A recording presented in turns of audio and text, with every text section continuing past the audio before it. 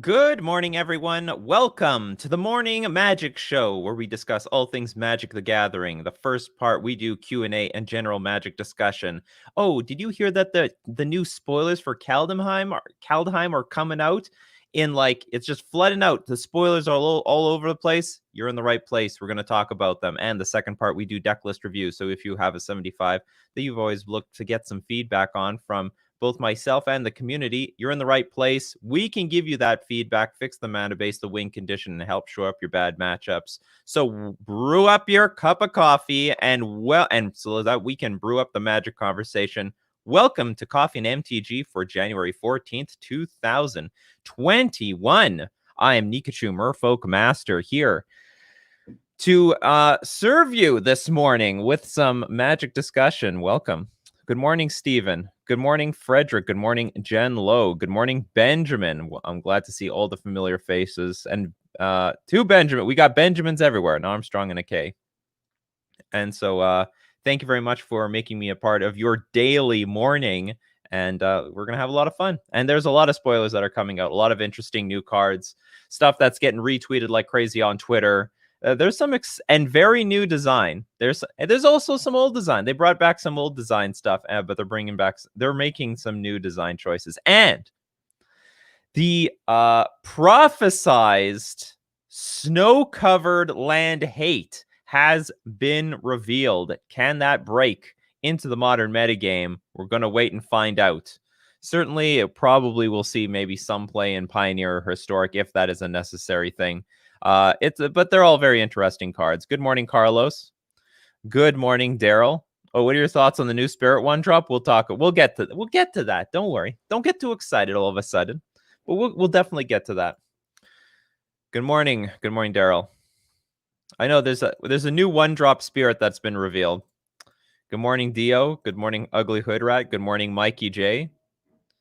Good morning, Mark. The rain of snow is not. Yeah, probably not. The snow is. It's going to get more snowy. What do you think of Narfi, Betrayal King? We'll get to that. It's also a very interesting card. Siege Harris. Good morning. Good morning, Dio Brando. All right. Because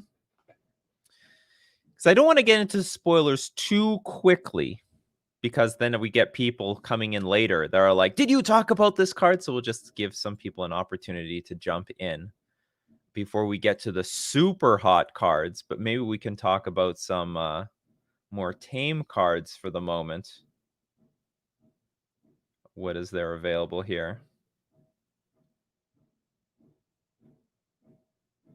Oh yeah, did everyone know that they reprinted like Merfolk Looter in the form of a bird? Look at this. Poacher's Falcon, a blue and one generic. 1/2 flyer. You pay a snow tap. Well, I guess it's not exactly Merfolk Looter, right? Because you actually have to pay a snow tap draw and then discard a card. Not bad though. Not constructed playable though. I have a soft spot for the birds though. I love birds. Love bird tribal. Well, I don't know about bird tribal because I don't think there's been enough birds in existence to make a bird tribal deck, but maybe one day we'll get there. Are there any like tribes out there that you just love, but there's just clearly not enough to make a real deck out there? But maybe you tried anyway in Commander or something. You put those scraps together and you have your tribal deck. And sure, yeah, it's not going to win like at all, but the deck did something. It's something. For me, that's birds. I should make a bird commander deck. That'll be my super pony deck. If I get invited by super ponies for a game, I like, okay, here's my bird tribal deck. It's going to do its bird things. So good morning, Siege Harris. Good morning, Andrew. There's a Spirits 2 drop? I'm not familiar with that. We're gonna have to wait. I'm gonna have to wait and see what that one's all about. Good morning, Lorenzo. Oh, Italy. Oh yeah, in Italy it's evening. So good evening to all those in Europe. Hey, no matter what time of the day it is always a great time to brew up a cup of coffee and then brew up some Magic discussion. Desperate ravings for Phoenix. You think? I don't know.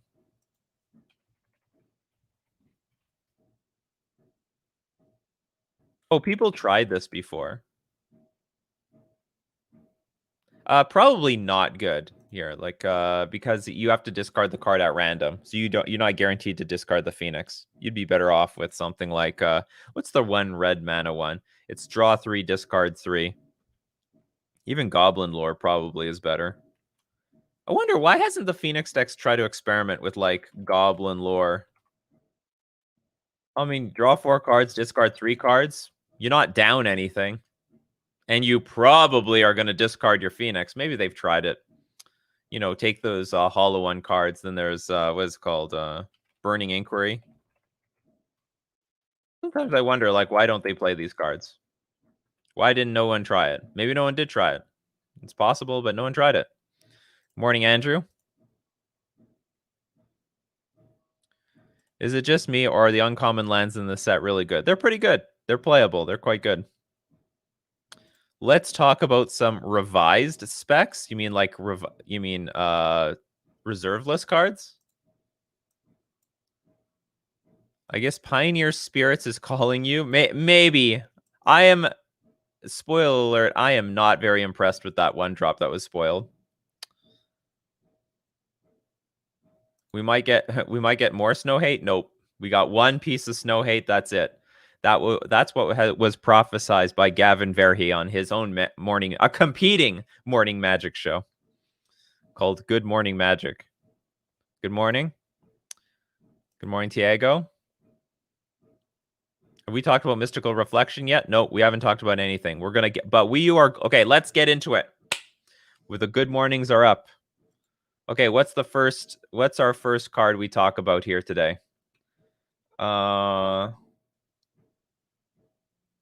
Okay, let's start off with the Reflection.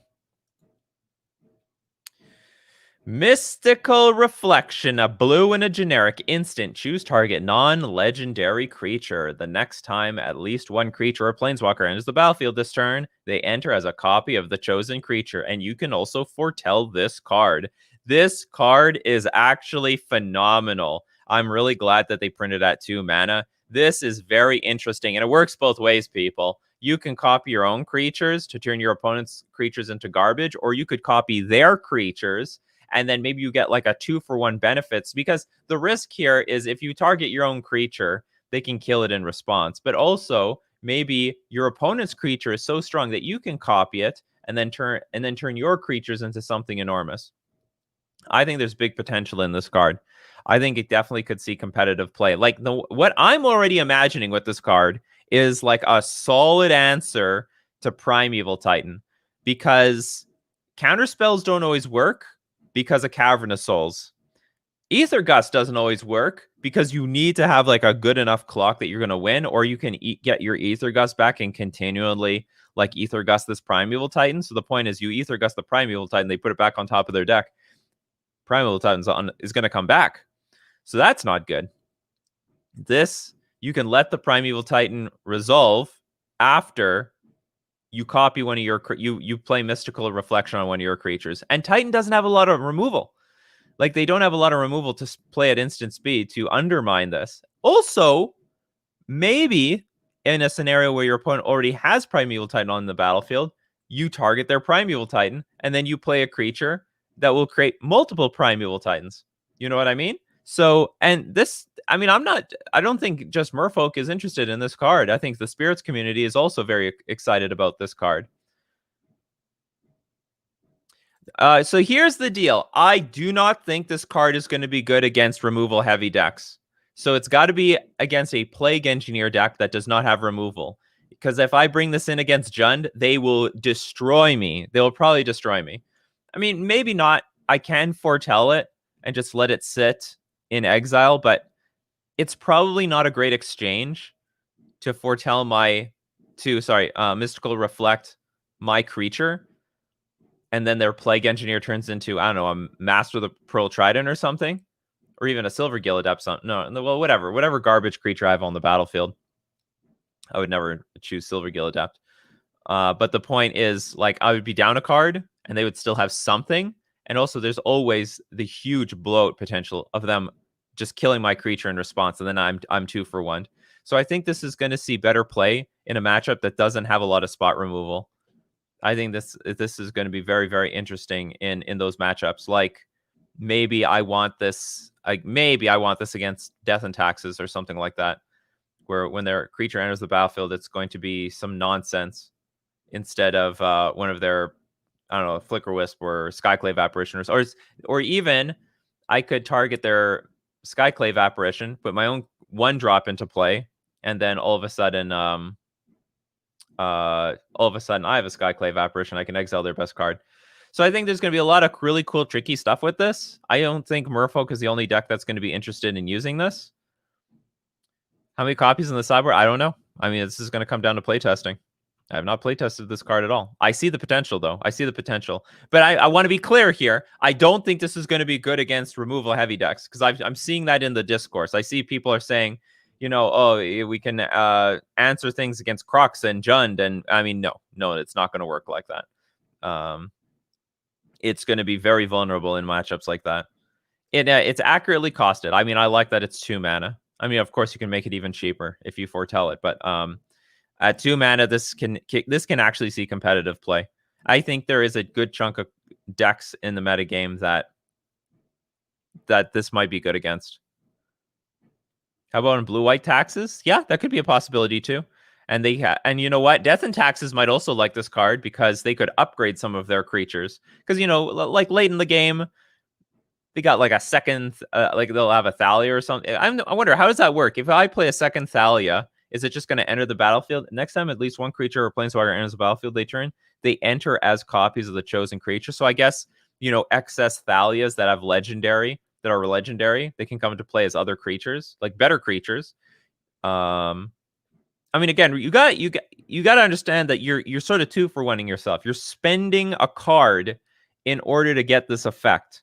So you got to have a good payoff, like a really legit good payoff here.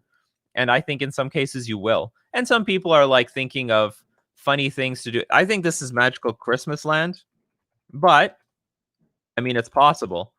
You can, with the trigger on the stack of Master of Waves, you could target Master of Waves. And then all the waves that enter the battlefield are become a Master of Waves. And then they'll make like 1 billion elementals. You know, you only need, like, I don't know, if you even have 1 other devotion out, you then get Master of Waves into 2 more Master of Waves, and then all of a sudden you have 3 Master of Waves. But Thalia will enter the battlefield as another creature. That's the point. Assuming I understand the rules correctly. Is Jund still around, or are they just slowly moving on to... I think Jund is still around, but if they're smart, they should move on to the Rakdos. Rakdos is clearly better. Yeah, it could be your Electromancer. I mean, that's possible. Oh, in Storm as a sideboard card. Does Storm have problems against Uro? I imagine this is a good matchup for Storm. I don't know for sure, but I think it's a good matchup for Storm. Storm decks generally do very well against control. They can grind them out, and they can play at instant speed. But I don't know. I don't think this looks like a card that they want in Storm, because they may not always have a creature out. I guess you could also... Here, let your Karn become a... We mean your Karn. Karn the Great Creator is this only copies... Oh, the next time at least one of your creatures or planeswalkers on the battlefield this turn. That's great. This actually... Okay, this card just got better. You know, honestly, I didn't even see that part. I was just thinking about the creatures. Okay, now screw your Karn the Great Creator. It can be a Lord of Atlantis.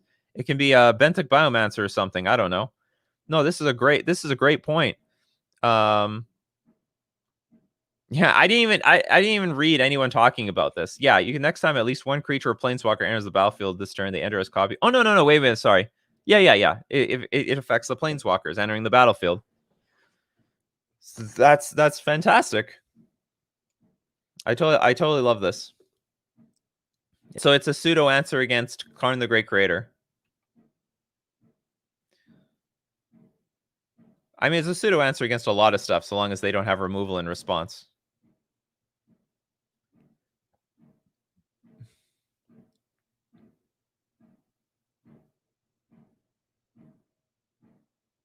Reflection might be good for Pioneer with Fae of Wishes and Master of Waves. It absolutely could. Yeah, we could see some boost in mono blue, especially since with Devotion in mono blue, you'd have access to a lot of mana to play Master of Waves and Mystical Reflection at the same time. Do you think Snow Sultai will be a deck in Standard? Probably.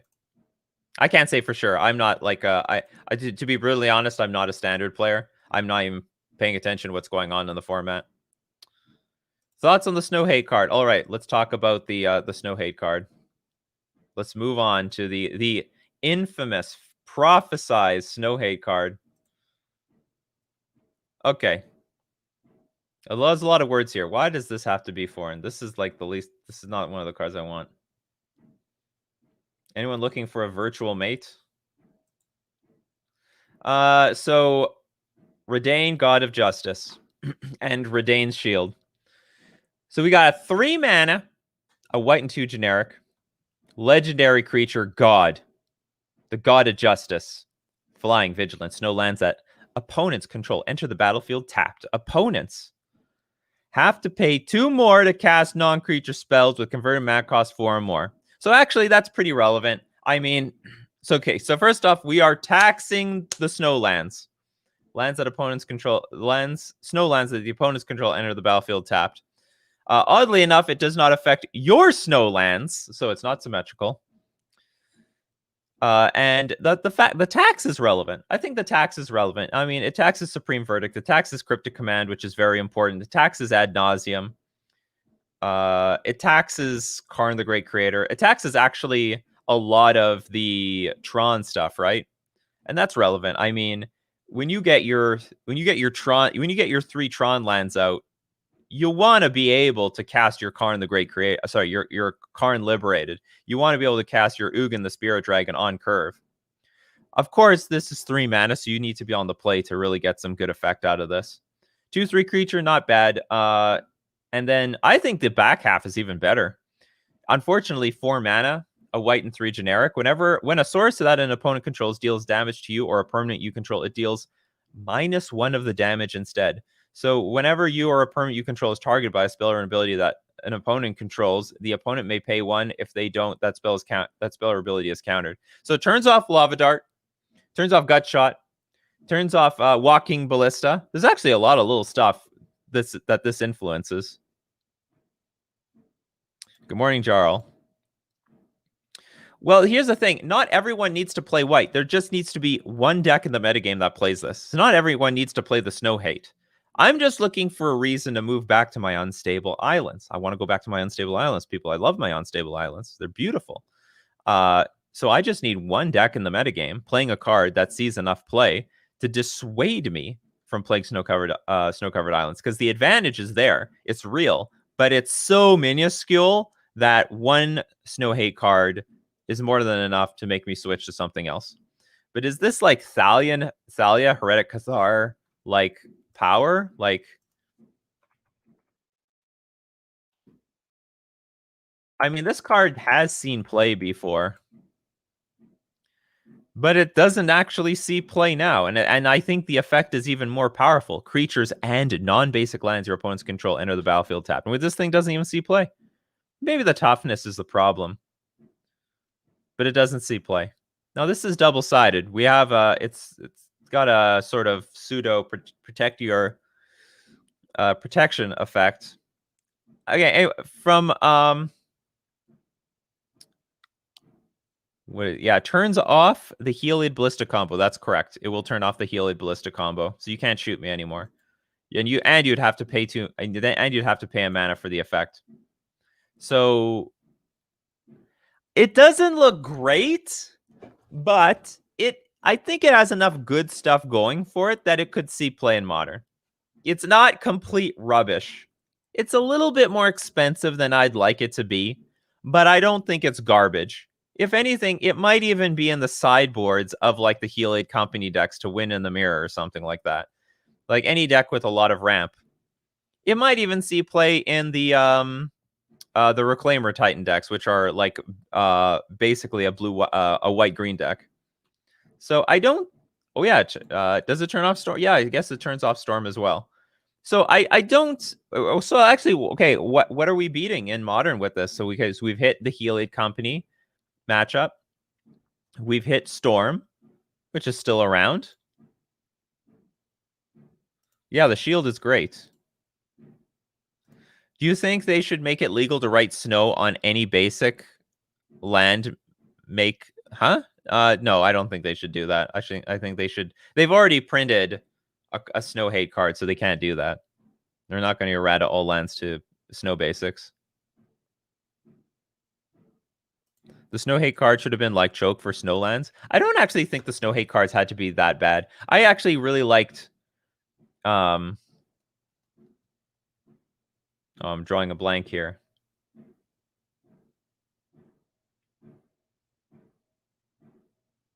Who's the goblins guy? Not the legacy goblins guy. There was the idea that creatures should get a benefit if your opponent controlled a snow basic land, and that would have been a pretty fair way of dealing with with snow permanents. If your opponent controls a snow permanent, then my creature gets +1/+1. Do you think this will stop Storm? There's a million snow hate cards. I mean, there's a bunch of Storm hate cards. But yeah, I mean, it will stop Storm. It's an answer to Storm. But I mean, Storm is already stopped for the most part. I think there's enough side. Jim Davis, that's right. Jim Davis came up with the idea. I want to credit him. He came up with the idea that the creature should get some benefit if your opponent just randomly has snow basics out, and that should deter people enough that if you need, that's a deck building cost. You want to play with the snow land. You want to play with the snow cards. Well, okay. My creature gets first strike now because you have a snow basic. My creature gets flying if you got a snow basic. My creature gets a little bit bigger if I have a snow basic. You know what I mean? So that, and if any of them were competitive playable cards, and it only takes one, more or less only takes one, then that would shift, people from free rolling on snow basic land to not. They don't need to, because people want to play with their favorite art lands. That's why. Currently, as it stands, snow basics are a free roll. They are superior to regular basics. There's no downside to playing with the snow basics. Sorry, I meant you can write snow and any basic land you like, and it's a snow land, but with your art. Oh, I don't. That's like sort of moving into proxy territory. I don't think they would want to do that. I think they officially have cards for a reason. Well, I don't know if they'd create Snow Walk, because land walk isn't an evergreen mechanic anymore, because people just hate the not being able to block creatures because they had a mountain. Yeah, I have a mountain walk creature. You can't block me. Well, that sucks. It's not my fault. Is it really my fault I designed my deck with mountains? Hardly anyone plays Snowland. A million people play Snowlands. What are you talking about? Snowlands are all over the damn place. Okay, so anyway, we're going to have to wait and see. Is this going to see real play? I'm hopeful that it can. It's not clear that it will. There's a lot of words on these cards. It's two sides, so you only need one side to be useful. But I mean, it's close. It's close. It's not clear because it's a pretty clunky card. It's not clear, but we'll see. Maybe this is better than it looks. Because I mean, I guess in some ways, this is like a super Thalia, right? But only for expensive spells. The Redain, God of Justice. Costs 2 more. You want to play some expensive stuff? Well, it's going to cost even more now. Okay, let's refresh. Okay, let's talk about... What do we want to talk about now? You want to talk about the Spirit next? Ascendant Spirit. Snow creature, Spirit. For a single blue. It's a 1/1 creature. But here's the deal. That's it. It's a 1/1 creature. So basically a vanilla 1/1 creature. I could call it a day. Nice discussion, huh? Okay, there's a few more cards than this. Oh, sorry, there's a few more words on this. You can pay double snow. Ascendant Spirit becomes a Spirit Warrior with base power and toughness 2/3. And then you can pay triple snow if Ascendant Spirit is a warrior. Put a flying counter on it, and it becomes a Spirit Warrior Angel with base power and toughness 4/4. And then if you have quadruple 4 snow, If Ascendant Spirit is an angel, put 2 +1/+1 counters on it, and it gains whenever this creature deals combat damage to a player, draw a card.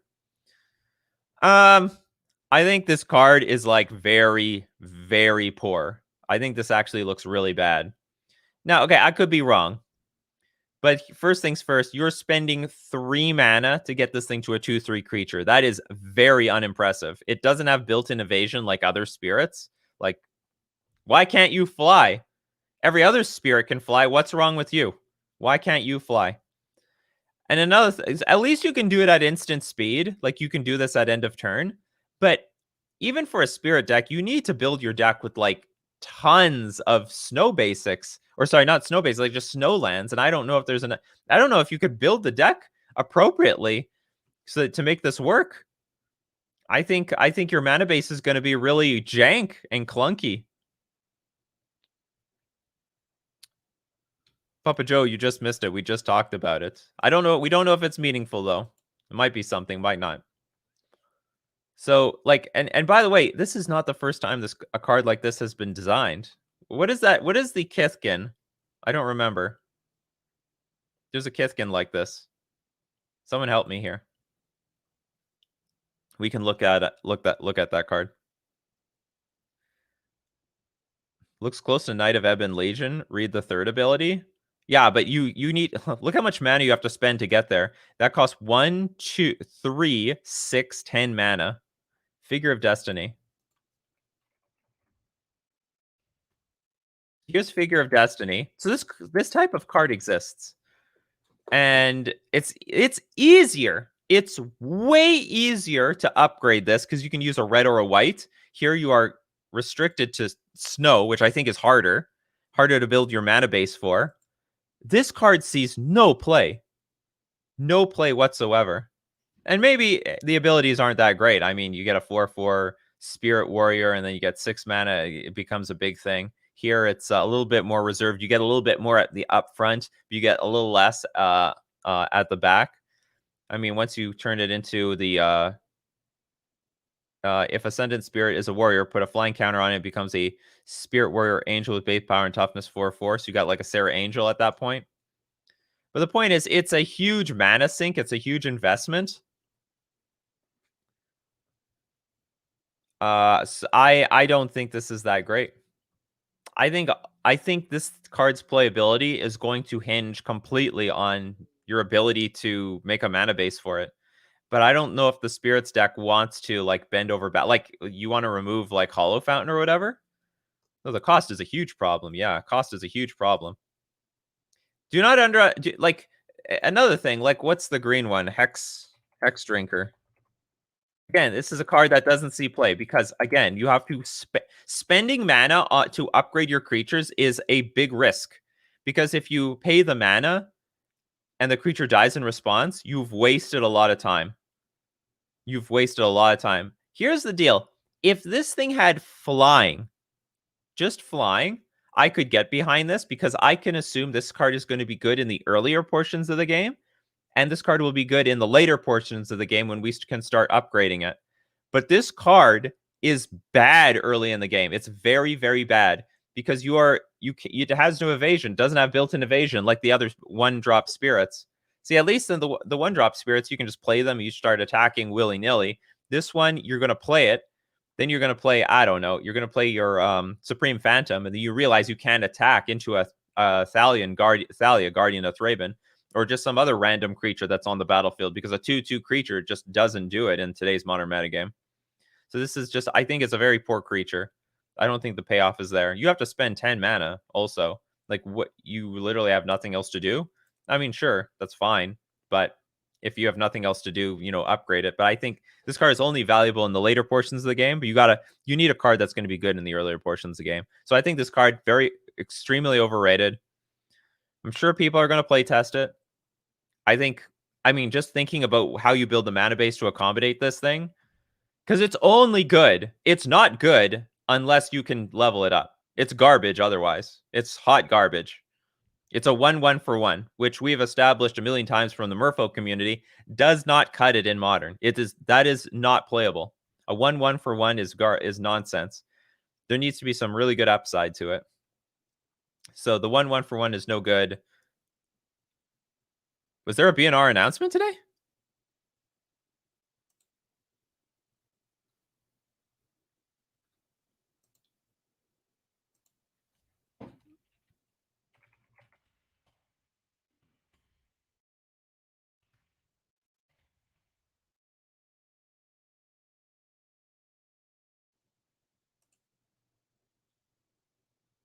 Hold on, this is not actual. January 14th. Oh, announcing changes to Pauper. Fall from Favor is banned in Pauper? I didn't even know this card exists. Is this a fucking joke? This is a 3 mana. This is an aura. Is this the first time an aura has ever been banned? Enchant creature. When Fall from Favor enters the battlefield, tap enchanted creature, and you become the monarch. Enchanted creature doesn't untap during its controller's untap step unless that player is the monarch. What the hell? What is going on in Pauper when this 3 mana removal spell is banned? Magic Online League data and tournament results for the Pauper format have shown that the recent addition of Fall from Favor is having an adverse effect on the metagame, serving as both a creature removal tool and a card advantage engine. Fall from Favor pushes out aggressive creature decks and places too much emphasis on a player becoming and remaining the monarch before opposing decks can prepare counterplay. To create more space in the metagame for aggressive decks that punish slower decks and reduce the importance of the monarch mechanic early in the game, Fall from Favor is banned in Pauper. We're aware that there is continued community discussion around other aspects of the metagame, including, but not limited to, the role of Tron. Tron, it doesn't matter what the format is. There will always be discourse about Tron, except in Legacy, where Cloud Post is just a better version of Tron. But that's beside the point. Other Monarch-based strategies and blue aggro. However, we wanted to take action to address Fall from Favor's impact on the environment. Prior to the upcoming Magic Online Qualifier tournament on January 23rd, we'll continue to watch the evolution of the environment through that event and beyond, and we'll make further adjustments as necessary based on play data, tournament results, and community feedback. So I feel for the Pauper players, this is a very... I hate it when they ban cards right before a big tournament. And I mean, I don't know how big of a deal. This has got to be the first aura that's ever been banned. This has got to be the first. This has got to be the first aura that's ever been banned. I can't really speak on this, but I will say that, I mean, if you're a competitive Pauper player, if you're grinding Pauper and you're waiting to play in the next event, this is a big shakeup right before that. I hate that. You know, you're going to pay a big entry fee to get into those big events. They're going to be long events, and you don't have much time to prepare. I mean, you're super short. You're super short on time to prepare for that. It's too bad. Getting back to things that matter. Kaldheim spoilers.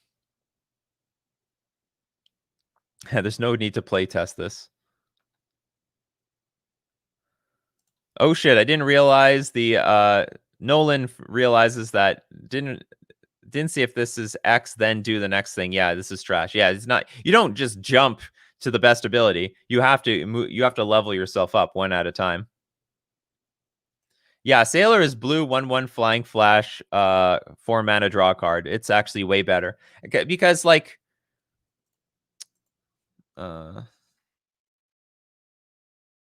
let's say we just agreed that the other card, I mean, Sailor can sometimes be clunky in the late game, but still it doesn't matter. You're just drawing cards for free. Like I've established that this card is only going to be good in the late game. Like that's where this card is going to shine. It's going to shine big time in the late game.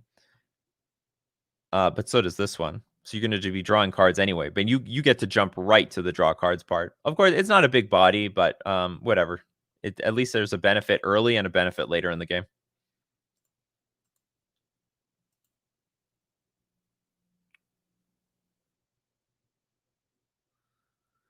Well, Hex Drinker is played in Abzan and Rock, but like those aren't very successful archetypes.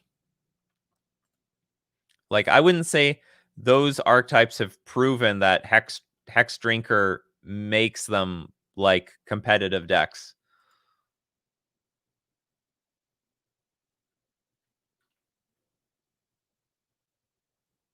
Holy crap, Fall from Favor was 40% of the meta. That's hilarious. We need to ban this aura.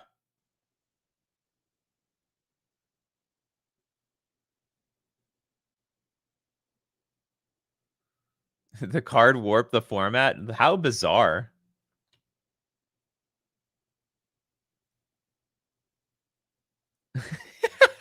Are you a blue card? Yeah. Get your ass on that pauper ban list.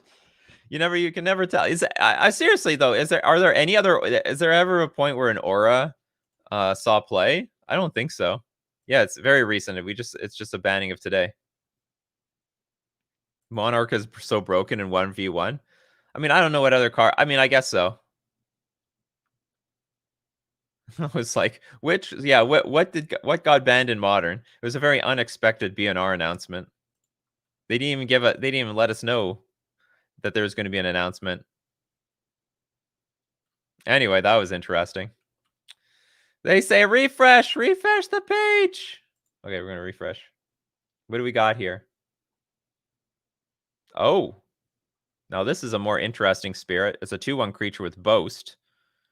Activate this ability only if a creature attacked this turn and only once each turn. Not bad, not great. Again, why does this, all the spirits should have flying? You're dead! You should be able to float around and do whatever the hell you want. Why are you restricted to the ground? Look at your mistiness. Can't you, like, mistiness yourself into the air?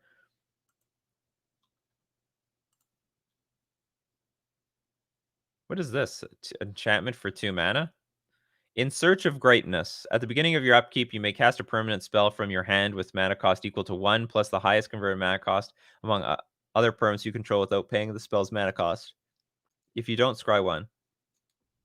Let me read this correctly. At the beginning of your upkeep, you may cast a permanent spell from your hand with mana cost equal to 1 plus the highest converted mana cost among other permanents you control without paying that spell's mana cost.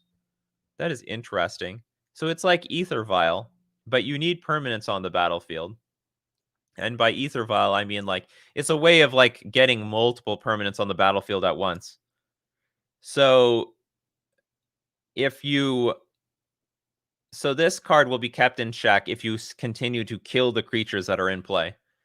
And of course, you may not have I mean, you play it on turn 2 and it's useless. Turn 3, you have nothing because you haven't put anything on the battlefield by turn 3. So you play your 3-drop. So it's only by turn 4 that it starts to really accelerate. So I think I guess it's a powerful card, but it actually might end up being pretty fair for modern. Wow, people say. Wow. Yeah, Earthbound Spirits. What's up with this? Oh, if I had flying, it'd been ridiculous. It was a 2/1 creature. Oh yeah, that's actually a good point. Let's quickly get back. Merfolk would fucking kill for a 1 mana 2/1. Just that. Just 1 mana 2/1 for blue. We'd be done right there. And the fact that it has boast is like gravy. Has like an extra ability attached to it. Oh yeah, that's true. Yeah, it counts itself. Okay, so so maybe this is really good. So you slow down on turn 2, but on turn 3 and 4 yeah, that's right. It's a permanent card. So you can put a 3-drop in play. That's why we got you, the community, out here. It's community. Anga's got a sharp mind here. Because this easily could see competitive play. Search for Goodness plus Luris. Here we go.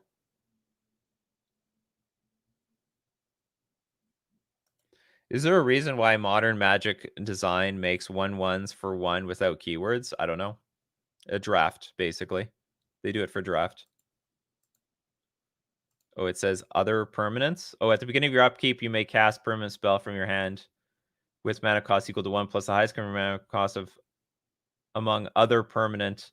The translation is a bit crappy, but I'm assuming yes. Okay, so it doesn't count itself.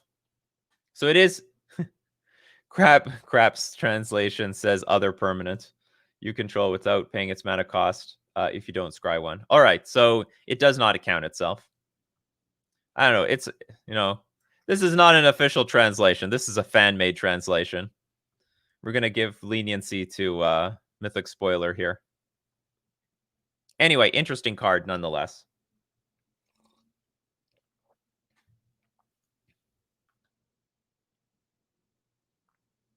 Cool enchantment for elves. Free Archdruid going into Tyvar. Sounds cool. Only if you have a creature in play. You need a creature in play.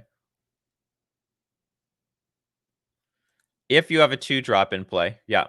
That's not this enchantment. It has to be an other permanent. Does not account itself. Yeah, could be broken in standard. It's like a fair. I think it's like a fair ether vial. Like it costs nothing. So it's going to be very interesting to see what people. I mean, the card is great. The card is great, no doubt about that. But yeah, we're gonna have to wait and see what this card does. You can't play it on turn 1 though, like Ether Vial. Good morning, David. Okay, so what else do we got here? Strategic planning. This is a reprint, right? Look at the top 3 cards of your library, put one of them into your hand and the rest into your graveyard. Yeah, I don't think that's new. More elves. They're really going heavy on the black here. Black and a generic. Whenever another non-token elf or berserker you control dies, you draw a card and you lose 1 life. Whenever another non-token elf or berserker. That's actually a pretty good ability. That's a pretty nice ability, to be honest. 1 toughness sucks, but getting value from your creatures dying, I think, is very good. Unfortunately, it doesn't count itself, so it's not going to be guaranteed value, but it's pretty good. Correct.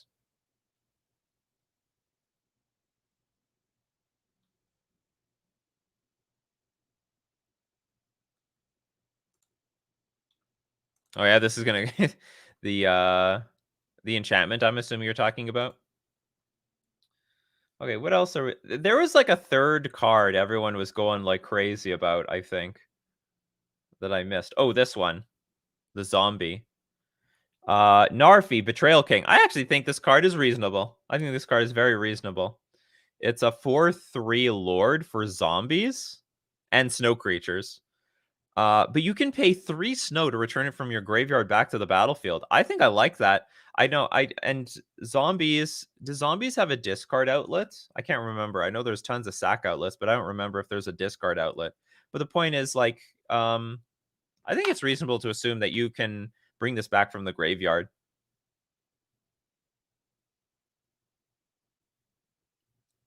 I don't think this is too bad. I don't know how many you want, and I don't know if this goes in every zombie deck in every format. But it's an interesting design card, and I think lords are good. So being able to bring back lords from your graveyards back to the battlefield is neat. Also, wonderful picture. I really like this picture. So there's a question about, oh, Crypt Breaker could do it, yeah. Oh, does Crypt Breaker make you discard cards? Oh yeah, you have to discard cards to make the zombie. What about Tybalt's Trickery? We talked about it the other day. It's a great card. It's definitely going to see play. A lot of people are going to try and make combo decks out of it, and also could be a fair counter spell. Riding Regisaur.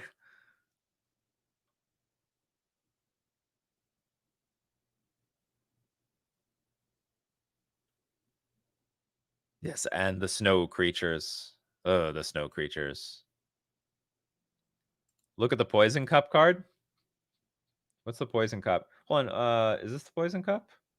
Oh, poison the cup. Destroy target creature. If this spell was foretold, scry 2. This spell sucks. 3 mana instant. I don't think it's that. It's okay. I mean, it might see play in standard, but outside of that, I don't think this is a very exciting card. Carfell Port. Okay, what's Carfell's Port? Where's your port? Is this it? Oh yeah, this is the mill and then put some then reanimate. So, well, first off, it's expensive to reanimate. I mean, you might as well play a Gifts Ungiven deck. I don't think this is unreasonably costed.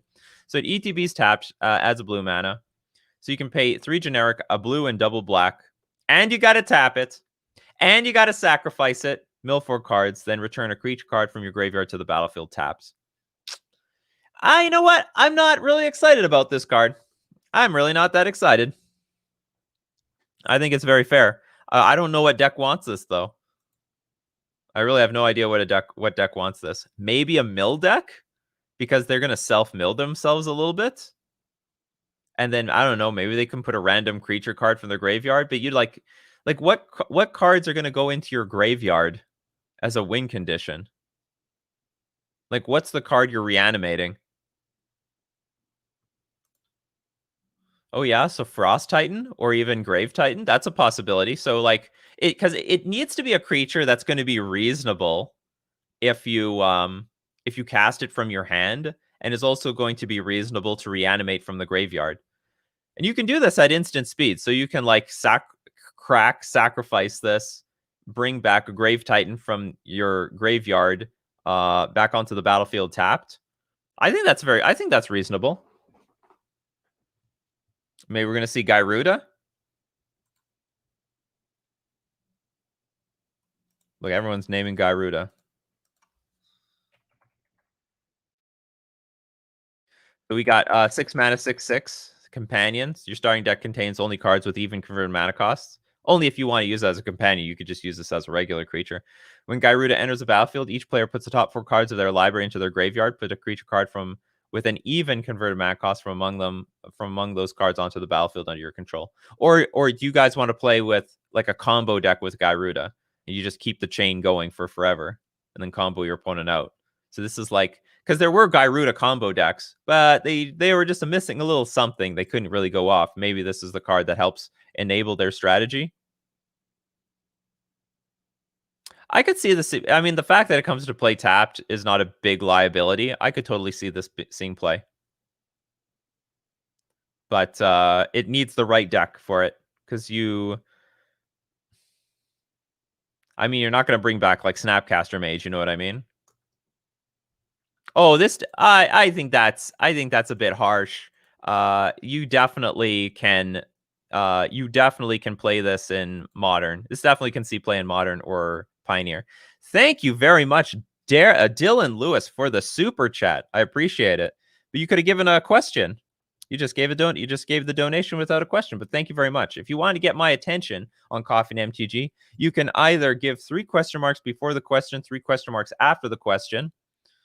Yeah, 3 question marks before the question, 3 question marks after the question. Or you could donate money in the form of super chats on YouTube if you're on YouTube.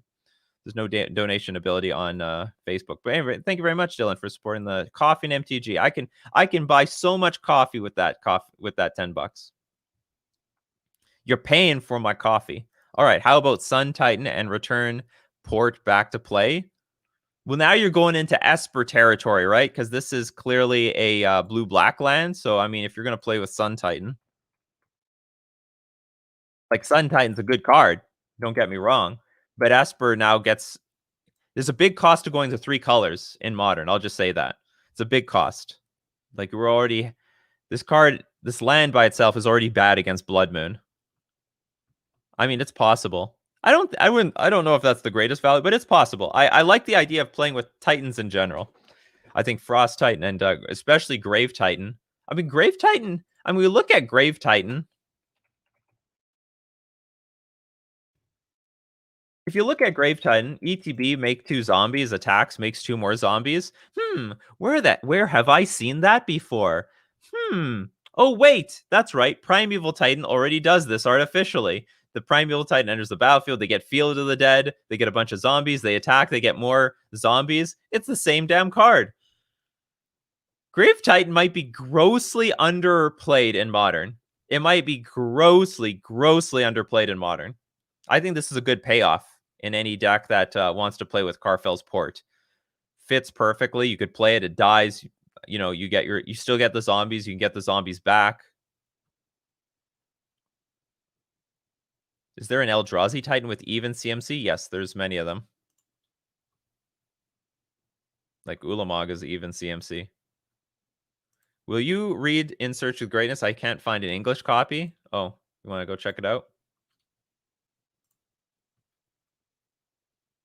Yeah, there is no English. It's at the beginning of your upkeep, you may cast a permanent spell from your hand with mana cost equal to 1, plus the highest converted mana cost amongst, and I think it's another permanent you control without paying the spell's mana cost. If you don't, scry 1. Well, I mean, you at the worst case scenario, you get a scry, so you get to sculpt the top of your library pretty well. I don't think they needed to add that part, the scry part. That's how they're pushing these cards.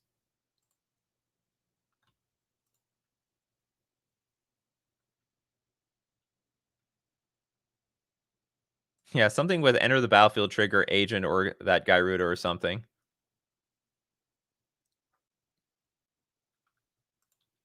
Carfell port for mono blue splash Blacktron? Probably not. I don't think they could. I don't know if they can make a really good use out of it. Like, how often do they get creatures into the graveyard? Like, you need some creature in your deck for this. Oh, we got another one. We got another super chat. Thank you very much, Garner. Louder Milk. Wouldn't any leyline plus In Search of Greatness work? What do you mean by that? Oh, that's a great combo. Holy shit. Look at the big brain on Garner. So let's say we play Leyline of Sanctity in our main deck and Leyline of the Void. And we play this thing on turn 2. Now we get to like start emptying our hand with like some big stuff very early on without paying its mana cost. I have no idea what this deck looks like, because it could end up looking very jank, because you have to put in a bunch of like, you have to start putting in like a bunch of ley lines. But there's a lot of relatively playable ley lines anyway. Leyline of the Void is not bad. Leyline of Sanctity not bad in the main deck. Anyway, I think that is a really, really good idea. It would work. It would work. And then you can start playing like, I don't know, 5 drops. Easy peasy. Interesting. Modern ley lines go, yeah. It is a brainy call. It's like a green version of As Foretold. Yeah, basically. You could look at it like that. But faster, because As Foretold takes like so long to turn on.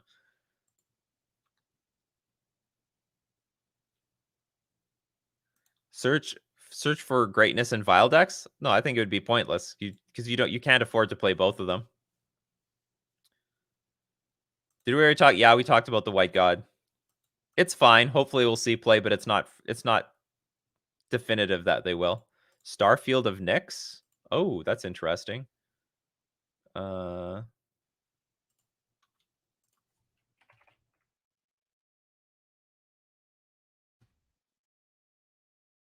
So maybe there's some potential here. This card has always been like unplayable because it just costs a little too much, but it's 5 mana. So at the beginning of your upkeep, you may return target enchantment card from your graveyard to the battlefield, and as long as you control 5 or more enchantments, each other non-aura enchantment you control as a creature in addition to its other types and has base power and toughness, each equal to its converted mana cost.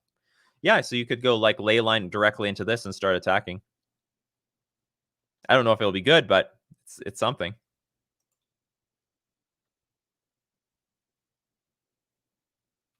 I missed some stuff. Grave Titan was used by Ad Nauseam before? Really? That must have been a long time ago. I don't remember that ever happening. Is Clarion Spirit any good? Which one is Clarion Spirit?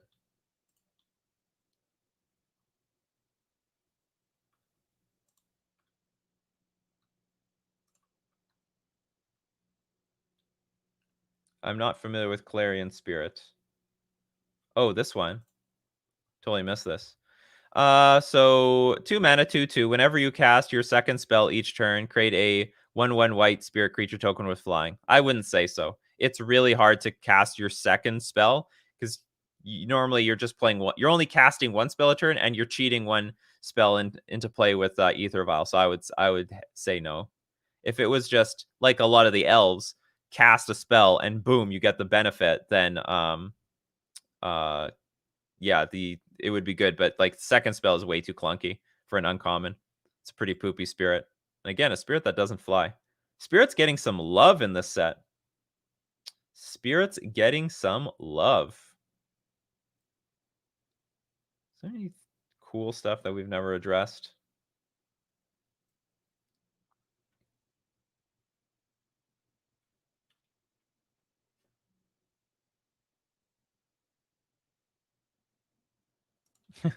Search plus Leyline seems like we're entering free wins territory. Is this a no free win stream? No, I mean, we can have free wins. I mean, we are still a competitive stream, so we're looking for ways to break the modern metagame. But the point is, if it's broken, then we call for the bannings. Then we want something fucking banned. We want blood. All right, it's broken. Stop it. That's that's the kind of stream that we got here. I don't know if there's any way to make GG to make it a good game on basically finish off the game on turn 1. That'll be for the enchantment players. Grave Titan was godly and modern in mono black devotion deck. I don't remember. I wasn't around at that time. Yeah, make Enchantress great again. We haven't seen Enchantress in a long time, have we? Have you? Yeah, we discussed Mystical Reflection. It's going to be a very interesting card. I mean, unless we can go back to it if anyone has any other ideas. You can catch it on the replay. It was one of the first cards we talked about. Modern 5-color Spirit's going to be viable? Well, I mean, what other kind of spirits outside of like white and blue are there? I mean, there's a few. I mean, it's possible, but there needs to be like, you know, some good spirit payoffs. For the most part, all the spirits are white and blue. The reason why spirits don't fly in Kaldheim is because it's cold out there. Your guess is as good as mine. That's possible. So Selesnya enchantments might be a new deck in Modern. It's possible. We'll see. We'll see when it happens. It's a good idea. It's a good idea to play those ley lines. I think it might be a little jank, so we have to see how it plays out. But anything's possible because it needs to be a good deck. Assuming, because when we talk about this sort of ley line idea, it needs to still, like, a cornerstone of a deck is a deck that's going to hold its own even if you don't get its important cards. So if we don't draw In Search of Greatness, does this leyline deck still function? And maybe there is a leyline deck out there that was looking for one more piece to put it over the top. This would definitely be that piece. You know, there are decks out there that are, we need one more card. I don't know what the hell that card looks like, but we need one more card, and this deck is going to be great. Maybe this is that card. Maybe that's it. Because I know there is a Leylines deck out there, right? Hey, what's the other lands do? Okay, Axeguard Armory. Land, ETB tapped, add a white. 5 mana, tap, sacrifice. Axeguard Armory. Search your library for an aura card and or an equipment card. Reveal and put them into your hand, then shuffle your library. I think this is a pretty shitty card. I think that's very, very clunky. You do get... that's a commander card. You get 2. It's a 2-for-1. What's Ruined Crown? 3 mana equipment. ETB, you may search your library, hand, or graveyard for a rune card. Put onto the battlefield attached to Ruined Crown. If you search your library this way, shuffle it. Crypt creature gets +1/+1. Equip 2. Interesting.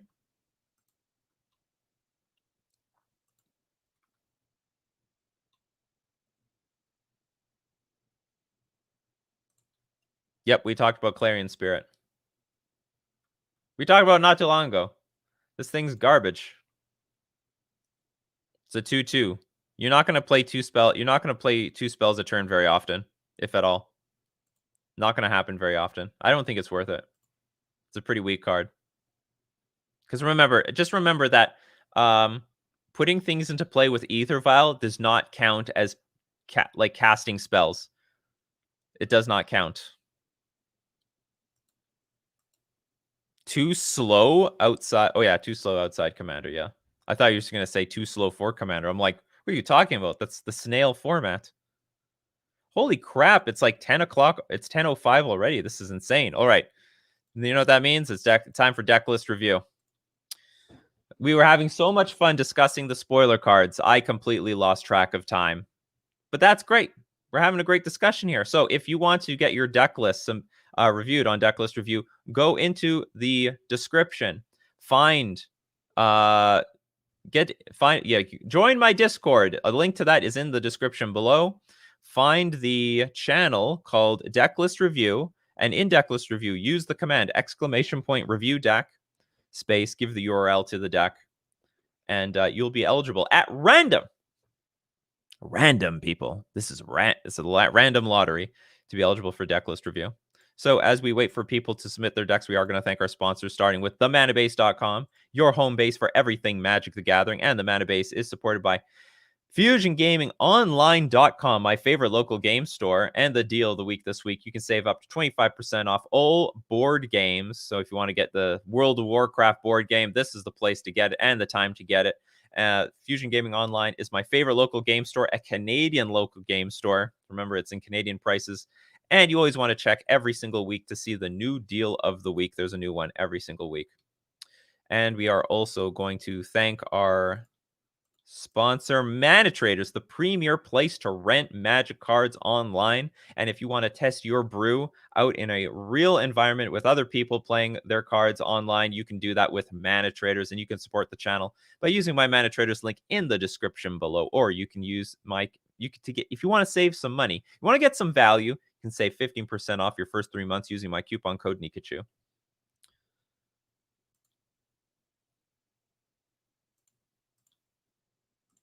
All right, let's get into Decklist review.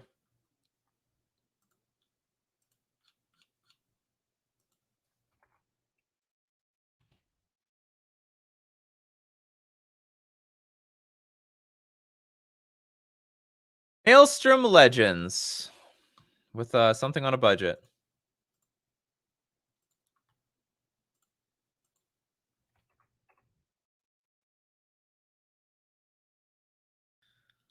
Ooh, we've got sort of a Soul Sisters deck, Essence Warden, Soul Warden, Soul's Attendant, a Johnny's Pridemate, Emma, Soul of the Accord, 2 mana, 2/2. Whenever Amara, Soul of the Accord, becomes tapped, create a 1/1 white soldier creature token with lifelink, Squadron Hawk, Midnight Guard. Whenever another creature enters the battlefield, untap Midnight Guard. But why? Path to Exile, Raise the Alarm, Smuggler's Copter. Presence of Gond. Enchant creature has tap. Create a 1/1 green elf warrior creature token. That combo with this. Whenever another creature enters the battlefield, untap. Create a token. Oh, so we have Splinter Twin here. We literally have Splinter Twin. A little slow, but Splinter Twin nonetheless.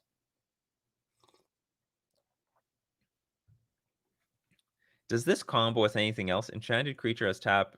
Create a 1/1 green elf warrior creature token. Oh, this one too. So you have 2 fucking combos in here. This is great. Is this the best shell for this, though? Like, this is a great idea. Where the hell did this come from?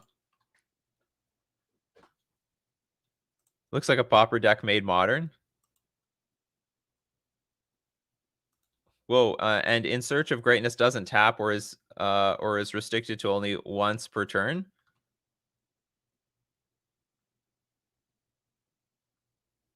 Like, this is just a straight up turn 3, make infinite creatures.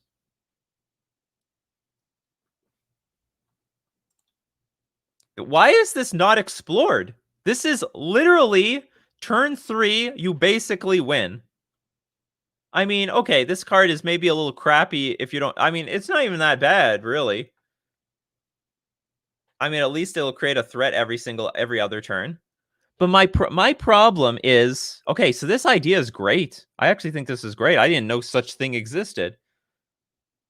I mean, I mean, if Splinter Twin can combo off on turn 4, this could do something similar. And you're in white-green, so you have access to a lot of really good cards. Huh? Oh, Omara doesn't untap itself? Whenever Omara becomes tapped... Oh, so it doesn't... Oh, so this is just one card. Why did I think this comboed? Create a 1/1 green. Oh, so it only combos with Midnight Guard. We talked about it a lot, Thomas. You'll have to check the replay. Okay, thank you very much, everyone. I got a little too excited. Smuggler's Copter serves to retap creatures. Yeah, but that's a bit... I don't like that combo. I like this combo. Whenever another creature enters the battlefield...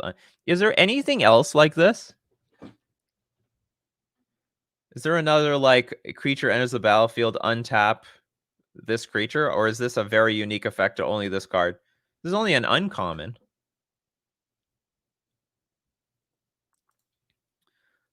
Do you mention the new Spirit 1-drop? Yes, we addressed all the cards. You'll check it out on the replay. We went over everything, people. We went over everything. It'll be a fantastic replay. So Smuggler's Copter serves to retap the creatures. Here's my problem with this sort of combo deck. Ideally, you get your opponent to tap out to deal with your board. But your deck, it does not put a lot of power on the battlefield, to be honest. And this doesn't look for this. Is this like a token deck? I don't know how this deck plays out, actually. Maybe this deck is a lot better than it looks at the moment. It's really low to the ground. It's pretty cheap on CMC, and it just has a random combo attached to it. It's like a tokens deck. Well, it's not a tokens deck. It's quite a bit of life gain, though. Huh. Nature's Claim, Path to Exile, 4 Pissing Needle, 3 Relic, 3 Damping Sphere. Hopefully the Damping Sphere doesn't screw you.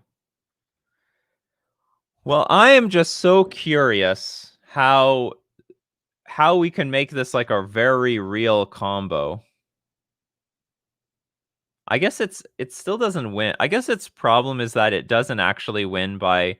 So this is turn 3. This is turn 4, unless you ramped it out. But it's an... What is this, a human soldier? Is there like a soldier deck that we can make out of this? Okay, I don't want to derail from the actual deck. You have 12 basic lands, 2 Sun Pillow Groves, 9 plains, 3 forests. How many forests do you need? You don't have a lot of green here. So this doesn't even have to come out on turn 1, but you have 6, 9. You actually don't have a lot of forests. You probably should add some more basics. So not more basics. You need to have more green sources in your deck. Like 9 is really low. 9 is really low, I think. I mean, even to get your Amara Soul of the Accord out by turn 2, you need to have about 12, 13 green sources, and you don't even have that. So you have to play like Temple Garden or Fetch Lands or something.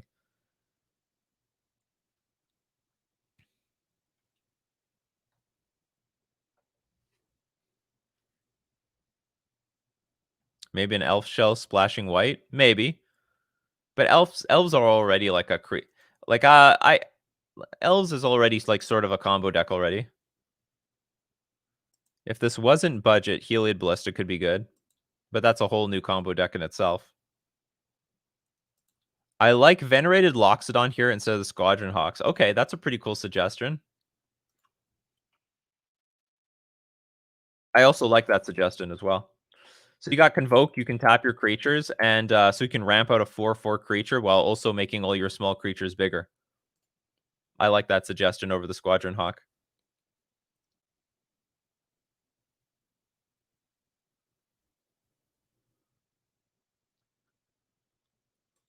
Yeah, so you can activate Amara. Oh yeah, that's true. So you get some value out of your Midnight Guard, and you also get your value out of Amara because you're gonna tap her. This is a smart idea. I really like this idea. Amara was built for Convoke. Built strong. So add more green sources. Okay, but your budget. How do we add? Okay, hold on. Can we sacrifice any of the planes? 9, 13, 14, 15. I don't think we can sacrifice any of the planes. You know, unfortunately, green-white sideboards are just like green-white mana bases are such jank, even on a budget. Hyrax Tower.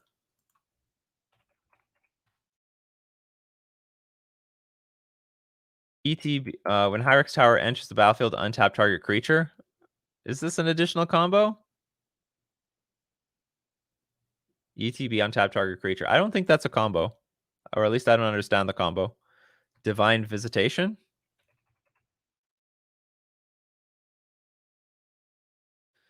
One or more creature tokens. We don't have the mana base for that. I'm just looking at this. This is 5 mana. Not going to happen. We only have 18 lands in this deck. 5 mana enchantment, never happening. Is there a way to cheat this into play? No, there's no way to cheat this into play. Brushland would be reasonable, I guess. Brushland would be a reasonable because I think your biggest enemy in this deck is just going to be your mana base. You're going to have like forests when you need to play like your 1 mana white cards. You're going to have and you're really tight on mana. You only play with 18.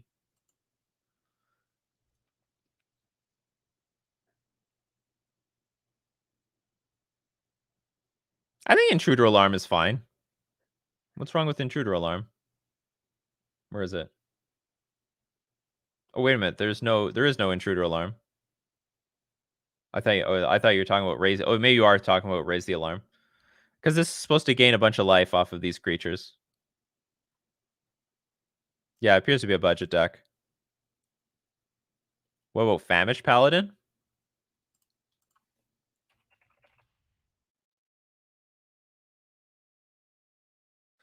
Does an untap during your untap step.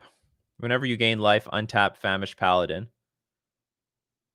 Okay, so this could combo off, right? Because you gain life and then you untap it. So this actually sort of is a combo. This actually is a little bit more of a combo here.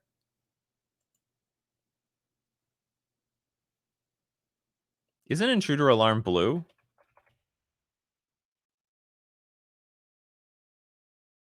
Yeah, this is a completely different deck. I'm very familiar with this card, Intruder Alarm, but like it's just for a completely different deck because we're not splashing blue in here. We're having a hard enough time with a Selesnial mana base. We're not going 3 colors here. Good morning, Nako.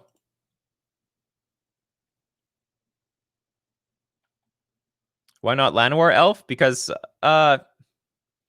I mean, you could. I don't know if it really helps the mana base, though. Llanowar helps with ramping, but does not help necessarily with mana. And then you definitely need, like, a lot more green sources, actually, to play your Llanowar Elf by turn 1. To play Llanowar Elf by turn 1 consistently, you need, like, 14 green sources. So we have to even go heavier in green. So what was this? What was that? A Famished Paladin is interesting, because if we equip the Famished Paladin with the Presence of Gond, and we have, like, an Essence Warden out, we make an elf, we tap, make the warrior, gain life, untap this thing, and we go infinite with infinite life and infinite creatures. Interesting.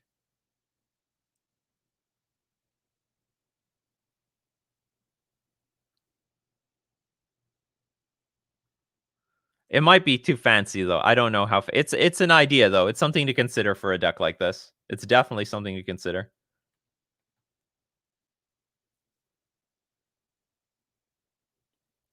Battle for Zendikar. Well, anything that comes into play tapped is going to be really clunky. We might have to go down that route, though.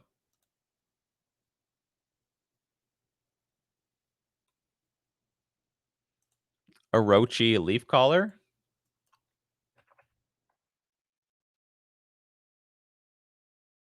I don't know what this card is. Add 1 mana of any color to your mana pool? No, but you have to pay mana to do that, right? And he needs to be green mana again. I mean, I guess it takes up a slot in your deck. I think this is a bit clunky of a mana fixer. Anyway, okay, so some things we can definitely do here. We definitely need to add, like, more green sources without sacrificing the white sources. I might even have to suggest that you have to go get some of those ETB tapped lands. Worst case scenario, because you just need more land. You need more lands for the most part.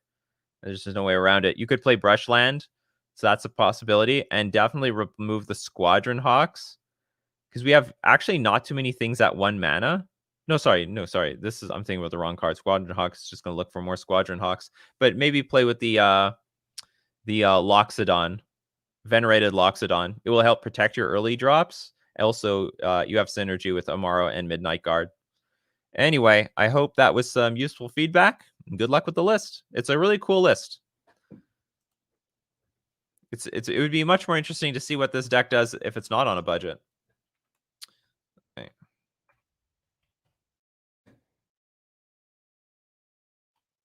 Rukux.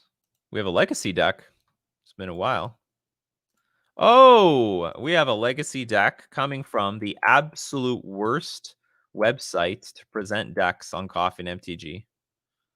Decks, that's not .net. Okay, legacy players, get your eyes out because I need your help. Okay, we have Bayou. What is going on here? We have info. This deck seems to maximize potential by utilizing value cards and cards such as Carrion and Life's Legacy, finished with Flesh Allergy. So this is, as an additional cost to cast this spell, sacrifice a creature. Create X01 black insect creature tokens, where X is the sacrifice creature's power. As an additional cost to cast the spell, sacrifice a creature. So draw cards equal to the sacrifice creature's power. As an additional cost to cast the spell, sacrifice a creature. Destroy target creature. Its controller loses life equal to the number of creatures that died this turn. So you need to sacrifice creatures in order to deal significant damage to your opponent.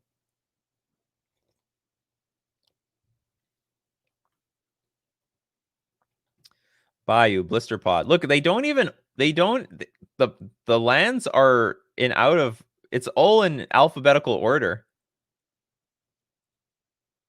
We've been here before, right? Visual spoilers are useless. Maybe it's better than nothing. Okay, I'm going to try the visual spoiler here for once. Okay, Blister Pod. Devoid. When it dies, put a 1/1 colorless Eldrazi sign creature token onto the battlefield. It has only when it dies you get the token. It has sacrifice this creature, add 1 mana to your mana pool. So a pretty good sacrifice outlet. Bloodthorn Vampire, another sacrifice outlet.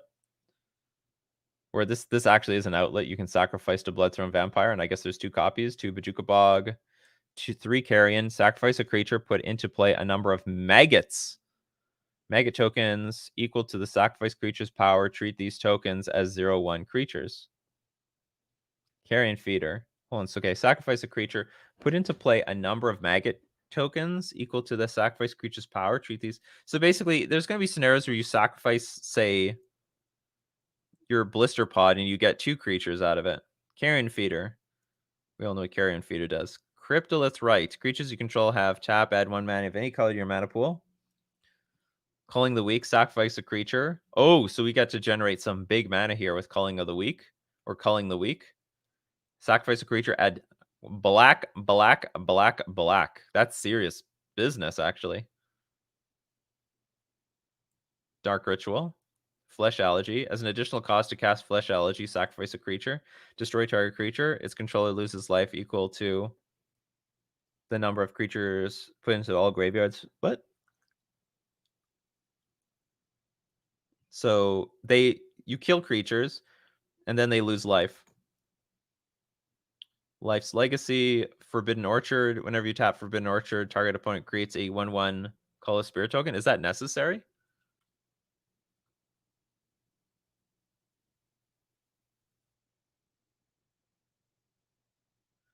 This deck is supposed to be Aristocrat Storm for all intents and purposes. And then we have Life's Legacy as an additional cost to cast Life's Legacy, sacrifice a creature. Draw cards equal to the sacrifice creature's power. There's a lot of crappy small creatures in this deck. Like, the only big creatures will be Carrion Feeder and Bloodthorn Vampire. Phyrexian Tower, that's fine. Pitless Blunderer. Whenever another creature you control dies, create a colorless treasure artifact token with tap. Sacrifice this artifact, add 1 mana of any color to your mana pool. Rite of Consumption as an additional cost to play Rite of Consumption, sacrifice a creature. Okay, Sifter of Skulls. Whenever another non-token creature control dies, put a 1/1 color Eldrazi sign creature token onto the battlefield. It has sacrifice this creature, add a black. You have Seer as a sacrifice outlet. Now we get into sideboarding. Where's the sideboarding starts? I think at the right. So the Zulaport Cutthroat is still part of the deck. Whenever Zulaport Cutthroat, another creature you control dies, each opponent loses 1 life and you gain 1 life.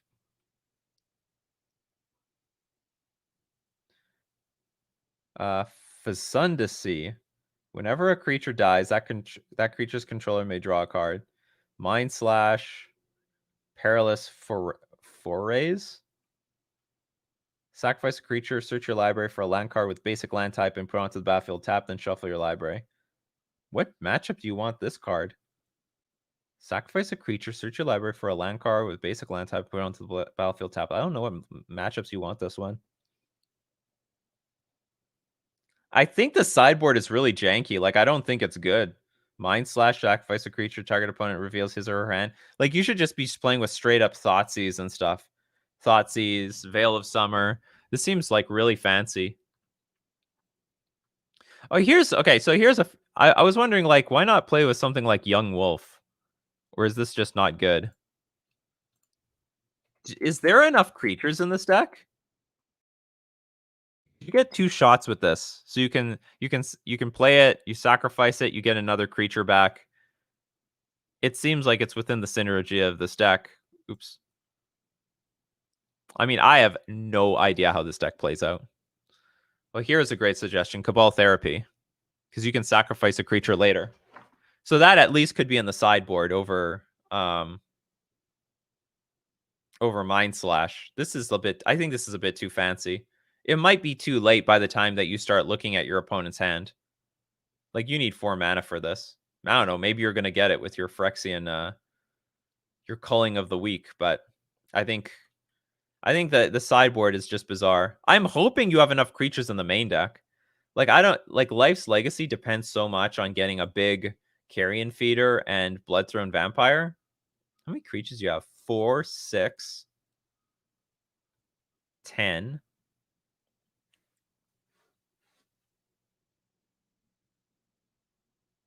11, 12, 13, 14, 15. Like, you have 19 creatures for a deck that depends on, like, sacrifice synergy. It seems real. I don't know. I don't know how this deck plays out, but it feels very low. Very, very low.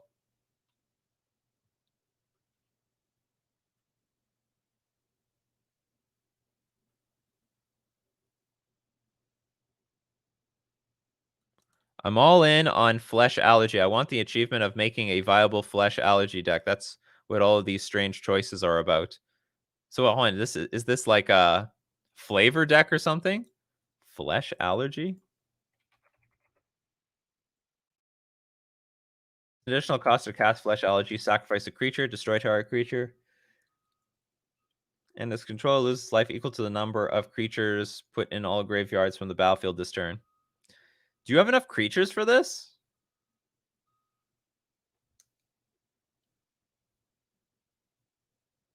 Bastion of Remembrance?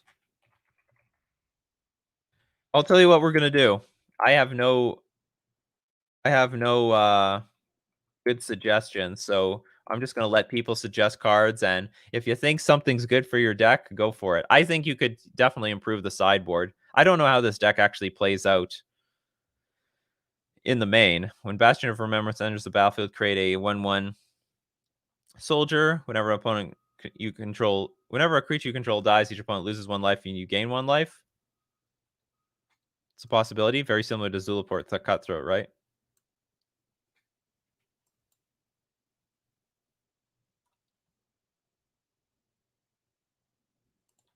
Nature's Thingy, that's 4 mana and 1 of Grizzlebrand.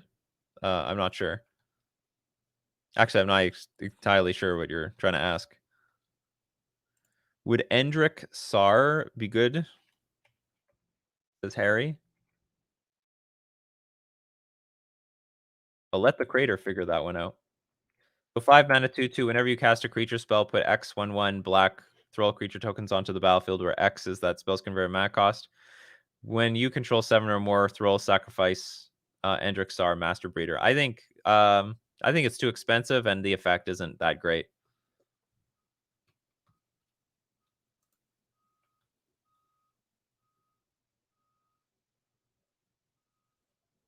Yeah, a natural order can only tutor for Crater Hoof.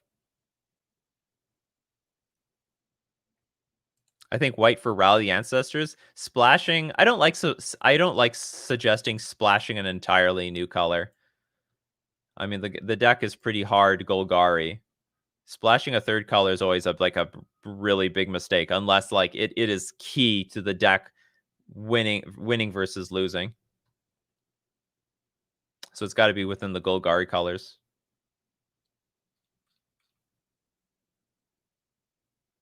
Natural order doesn't work because you can only find green cards. I've made this mistake many times myself. You would think that you can tutor for anything. It says, as an additional cost to cast natural order, sacrifice a green creature. Search the library for a green creature card, put it onto the battlefield, then shuffle your library. Heartless Summoning and Mirror Retriever. I think that's just a completely different deck. Massacre Worm.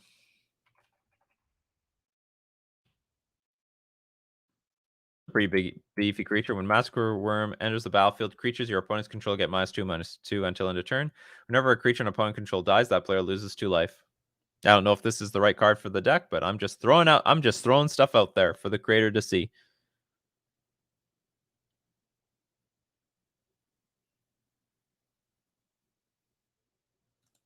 What about putting the Bontus Monument combo?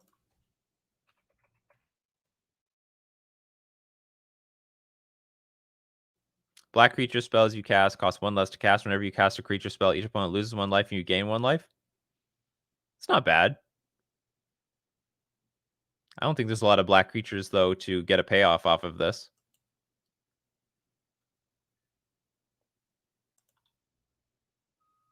Phyrexian Obliterate is a cool card, but unfortunately not that great. See you later, Benjamin. Everyone's got to get to work. So, I mean, but, so I have no idea how the main deck plays out, but the sideboard needs to be better. I mean, I would suggest looking into, like, just regular generic sideboard cards. All this sacrifice creature stuff, I think, is a bit too fancy. I mean, Perilous Forays, 5 mana is very expensive. At the beginning of your upkeep, sacrifice a creature. Whenever you sacrifice a creature, draw a card. I'm not even convinced you have enough sack outlets in your deck. Like, you've got 19 creatures. It feels very low. I could be wrong. And I will say, if you don't have enough creatures, you have to take out stuff like Life's Legacy and maybe this Cryptolith Rite and add more creatures to your deck so that you can get a benefit out of it. I imagine this deck has a lot of situations where you've got Karen Feeder and a Bloodthrone Vampire, and you just don't have anything else to sacrifice. Like, you just have an empty board. You just don't have anything to do with them because you just don't have enough you're going to be drawing a lot of hands with lands and enchantments and stuff to sacrifice creatures, but there's actually not that many creatures on the battlefield. And these things only get bigger because you sacrifice creatures, not like discard cards from your hand. But I would definitely look into Cabal Therapy within your sacrifice theme.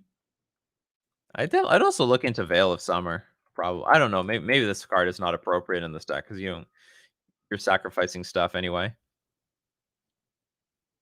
But then there's just regular good Golgari cards like Assassin's Trophy. I don't know where your weaknesses are. Assassin's Trophy. It's called Abrupt Decay. Not very flashy cards, but like just solid sideboard cards, in the black-green colors. I am not sure if the goal is to do it all in one turn or eventually, because you can like draw a bunch of cards off of Life's Legacy, and then sort of get yourself back from there.